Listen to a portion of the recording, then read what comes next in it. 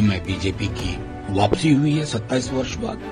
मैं शुभकामनाएं देता हूं। अब उनके पास वो बहाना भी नहीं होगा कि डबल इंजन नहीं है तो क्या होगा, और एलजी साहब भी थोड़े हल्के हो जाएंगे। यमुना और गंगा मैया के नाम पर राजनीति इस देश में बहुत हो गई। बिठाता है, कभी किसी को फर्श पे ले आते हैं, और इसके लिए सबको, अगर आप जनता की उम्मीदों पर खड़े नहीं उतरते तो आपको तैयार रहना होगा।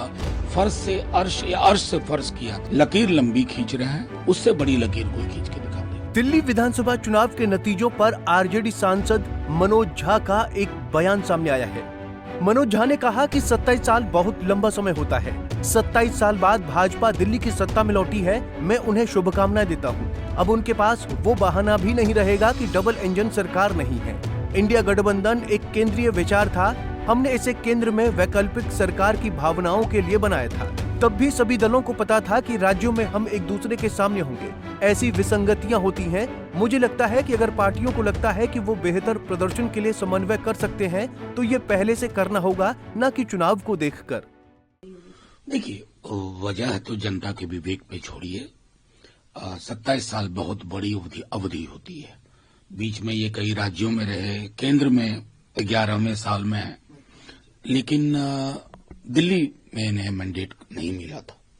जाहिर है कि किसी भी चुनाव में सिंगुलर फैक्टर नहीं होता।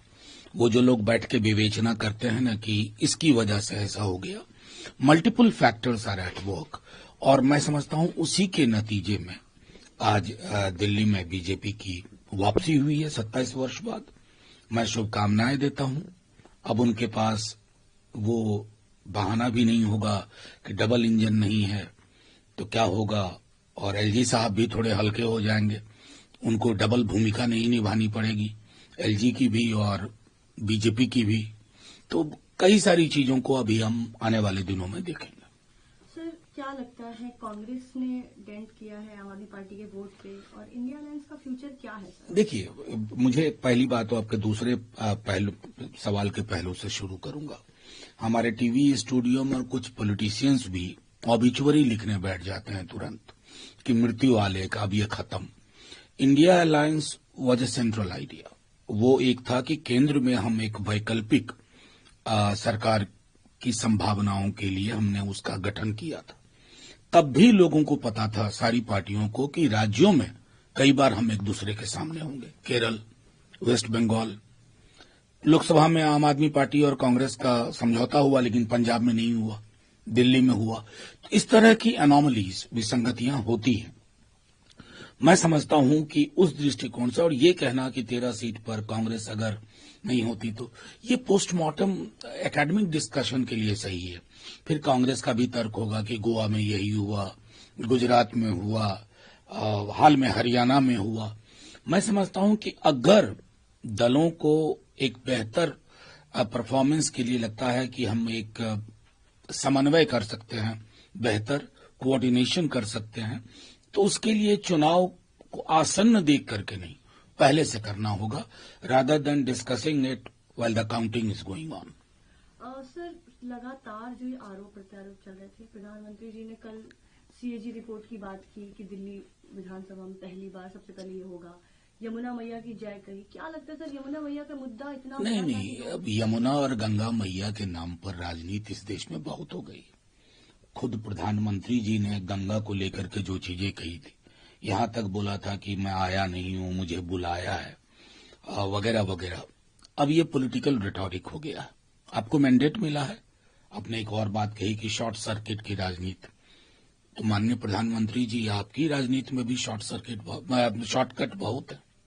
जैसे आपने कहा ना कि शॉर्टकट वाली राजनीति खत्म होगी, शॉर्ट सर्किट हो गया, आपकी राजनीति में भी शॉर्टकट के बहुत सारे पहलू हैं। कलेक्टिव विल चाहिए ना फिर उसको दरकिनार करने के लिए। आपको मैंडेट मिला है, कल को कहीं और मैंडेट नहीं मिलेगा, लेकिन किसी भी इलेक्शन को आखिरी इलेक्शन मान लेना और ये कहना कि अब हमारे अश्वमेध का घोड़ा हर जगह जाएगा, ऐसा होता नहीं है।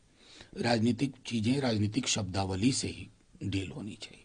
सर, आम आदमी पार्टी के बड़े बड़े नेता, चाहे वो अरविंद केजरीवाल जी स्वयं हो, सौरभ भारद्वाज जी हो, उन्नीस सिसोदिया, सब लोग अपने संसदीय क्षेत्र से हारे, बट अतिशी जी जीती और इस पर टिप्पणी करना उचित नहीं होगा। इस देश में इंदिरा जी चुनाव हार गई थी, अटल बिहारी वाजपेयी जी चुनाव हार गए थे। मतलब ये राजनीति का मिजाज है भाई, इसलिए तो ये जनतंत्र है कि कभी किसी को अर्श पे बिठाता है, कभी किसी को फर्श पे ले आते हैं। और इसके लिए सबको, अगर आप जनता की उम्मीदों पर खड़े नहीं उतरते हैं तो आपको तैयार रहना होगा फर्श से अर्श या अर्श से फर्श की यात्रा के लिए।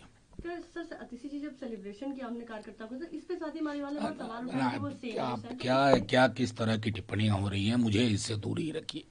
ये मतलब बहुत अतिरेक की टिप्पणियां हैं और पॉलिटिकल टिप्पणियां तो कतई नहीं। सर आने वाले समय में अब बिहार का इलेक्शन होना है, कल प्रधानमंत्री जी ने उस पर भी रेज किया कि अगला जो है अब आप बिहार में देखोगे, तो क्या लग रहा है आपको कि बिहार में भी ये चीज? तो 20 में भी बहुत बड़ी बड़ी बात कर रहे थे, 15 में भी कर रहे थे प्रधानमंत्री जी। 15 में तो एकदम 14 के तेवर के साथ 15 में आए थे।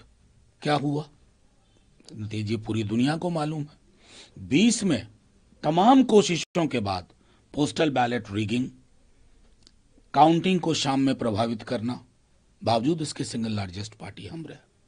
12,000 वोट का मात्र फासला था तब, जबकि आपने सब कर लिया। राजनीतिक धार्मिक ध्रुवीकरण तक की कोशिश की और प्रधानमंत्री जी के नेतृत्व में कोशिश हुई। बिहार आइए, फैसला होगा, बिहारी करेंगे फैसला, लेकिन बिहार को ठगिएगा मत, बिहार की बोली मत लगाइएगा कि एक इंस्टीट्यूट को बोर्ड बना दिया, रीपैकेजिंग कर दी योजनाओं की। आज के डेट में सबसे बड़ी जरूरत बिहार की है विशेष राज्य का दर्जा, और जो हमने दायरा बढ़ाया था आरक्षण का, उसको संविधान की 9वीं अनुसूची में शामिल करना, और एक पूरा नेटवर्क एग्रो बेस्ड इंडस्ट्रीज का। इन मुद्दों पे बात होनी चाहिए। कृपा पूर्वक ध्रुवीकरण जैसे विषयों को त्याग करके बिहार आइए। सर आखिरी सवाल, बिहार इलेक्शन की बात करें तो बहुत ही बिहार एक बहुत बड़ा केंद्र है अट्रैक्शन का, जिसमें लोग देखते हैं, और हर बार आपको पता है नीतीश जी के पलटने की बात होती है, तो आपको क्या लगता है कि इस बार इलेक्शन में ऐसा कुछ फिर से देखने को मिल सकता है? हम अपने बूते चुनाव लड़ रहे हैं, हमारा एक महागठबंधन है। हमने ऑलरेडी, अगर आप देखें गौर से, तो बीते दिनों में तेजस्वी जी ने जो माई बहन मान योजना की घोषणा की है, या 200 यूनिट फ्री बिजली, या उन्होंने जो कहा है कि वृद्धा पेंशन और अन्य सामाजिक सुरक्षा पेंशन, उसमें 4 गुने की बढ़ोतरी, इन मुद्दों को लेकर के हम जनता के पास जा रहे हैं। कौन अल्टेगा कौन पलटेगा इसका हमें कोई लेना देना नहीं है। लकीर लंबी खींच रहे हैं, उससे बड़ी लकीर कोई खींच के दिखा। बता दें कि दिल्ली विधानसभा की 70 सीटों में से 48 सीटें जीतकर बीजेपी ने 27 साल बाद दिल्ली की सत्ता पर वापसी की है। नई दिल्ली सीट से प्रवेश वर्मा ने अरविंद केजरीवाल को हराकर इतिहास रच दिया है। Bureau report, Punjab Kesari TV.